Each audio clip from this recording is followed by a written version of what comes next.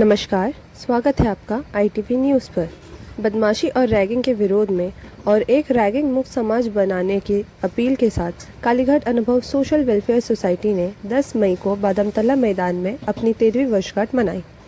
इस कार्यक्रम को कई तरह की गतिविधियों के माध्यम से मनाया गया, जिनमें थैलेसीमिया के मरीजों की मदद के लिए रक्तदान अभियान, विभिन्न वृद्धाश्रमों और अनाथालयों को सहायता देना, दिव्यांग व्यक्तियों को व्हीलचेयर बांटना, मेधावी छात्रों को कंप्यूटर देना और वंचित शैक्षणिक संस्थानों को सहयोग देना शामिल था।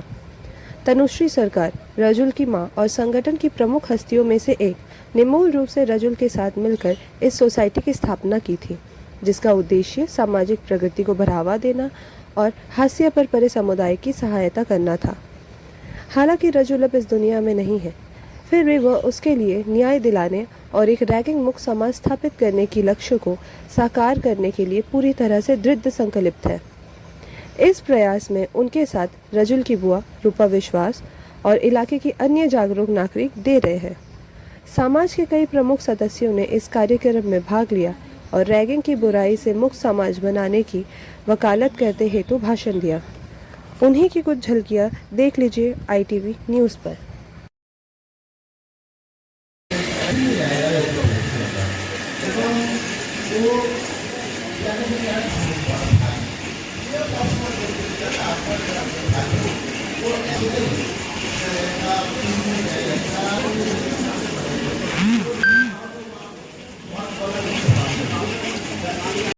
ওনাদের যদি কিছু মাইকে বলেন দাদা।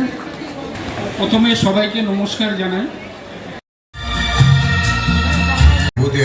নমস্কার, আমি তনুশ্রী সরকার, রাজুলের মা। আজকে অনুভবের এই উদ্যোগ রাজুলের স্মৃতির উদ্দেশ্যে, যার প্রথম জন্মদিনকে কেন্দ্র করেই আমরা এই উদ্যোগটা নিয়েছিলাম, যাতে সে সমাজের যারা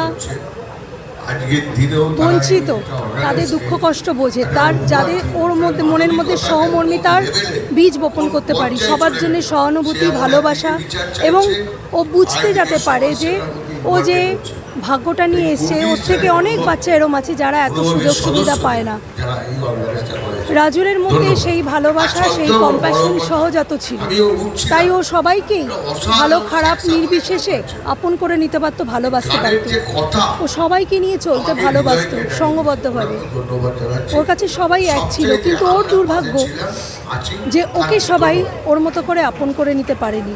যে ভালোবাসাও সবাইকে দিতে পেরেছিল, সেই ভালোবাসাও পায়নি। সমাজের নিকৃষ্টতম যে রোগ র্যাগিং ও বুলিংয়ের শিকার হয়ে গত 7ই জুলাই 2025-এ আমাদের ছেড়ে চলে গেছে। রাজুলকে প্রতিনিয়ত স্কুলে ওর বন্ধুরা র্যাগিং করতো, মারধর করতো, এবং স্কুলে লিখিত কমপ্লেন অভিযোগ জানানোর পরও সেমন জোরালো পদক্ষেপ নেওয়া হয়নি। তাই কিছুদিন বন্ধ থাকার পর র্যাগিং বুলিং আবার বাড়তে থাকে, এমন পর্যায়ে যায় যে ওকে আত্মহননের পথ বেছে নিতে হলো। আমরা আইনি পদক্ষেপ নিয়েছি, আমরা বিচারের জন্যে আইনের সাহায্য নিয়ে এগিয়েছি, কিন্তু এখনও পর্যন্ত যে বিচার ব্যবস্থা আমাদের সামনে তুলে ধরা হয়েছে তাতে আমরা সন্তুষ্ট নই। বলাই বাহুল্য, বিচার ব্যবস্থা তখনই সঠিক হবে যখন তদন্তটা সঠিক হবে। তদন্ত যদি সঠিক না হয় তাহলে তো আমরা বিচার ব্যবস্থার দোষ দিতে পারবো না।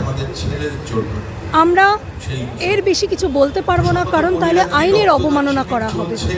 আমরা আইনের প্রতি আস্থা রেখে এখন লড়ে যাব, তখনও লড়েছি, এখনও লড়ে যাব। আমরা হার মানব না, কারণ আমরা হার মেনে গেলে রাজুলের মতো আরও যেসব বাচ্চারা এখন প্রতিনিয়ত স্কুলে র্যাগিং বুলিংয়ের শিকার হচ্ছে, আমরা যদি বিগত কয়েক মাসের খবর খতিয়ে দেখি তাহলে র্যাগিংয়ের যে পরিসংখ্যান সেটা কিন্তু বেড়েছে, বই কমেনি।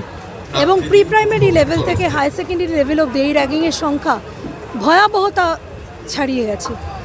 এখনও সময় আছে, আমরা যদি এখনও শক্ত হাতে এই র্যাগিং বুলিং সমূলে উপড়ে না ফেলি তাহলে এরম রাজুলের মতো অনেক নিষ্পাপ প্রাণ অকালে হারিয়ে যাবে।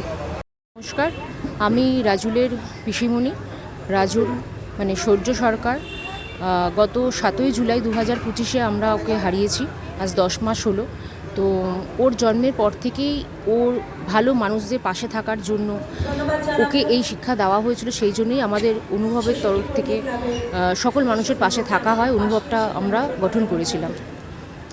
তো ও স্কুলে যেত, ও সবার সাথে মিলেমিশে থাকতো, সবাইকে হেল্প করার চেষ্টা করতো, কিন্তু স্কুল ভালোভাবে এটা নেয়নি। স্কুলের বাচ্চারা ওকে অনেক বুলিং করেছে, বুলিং র্যাগিংয়ের শিকার হয়েই ওকে আজকে আমাদের হারাতে হয়েছে। তো এটার কোনো নিরপেক্ষ তদন্ত হয়নি।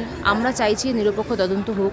মানে মাননীয় মুখ্যমন্ত্রী শুভেন্দু অধিকারী মহাশয় দাদার কাছে আমার অনুরোধ, একান্ত অনুরোধ, এর যেন নতুন করে তদন্ত শুরু করা হয় এবং এর সঠিক নিরপেক্ষ তদন্ত আমরা চাই, এবং আর কোনো বাবা মা যেন এরকম সন্তানহারা না হয়, এবং মানে র্যাগিং বুলিং যেন স্কুল থেকে পুরোপুরি বন্ধ হয়, এই ব্যাপারটা যেন উনি পুরোপুরি নির্মূল হয়, এটা উনি যেন দেখেন, এটা আমার রিকোয়েস্ট। ছিল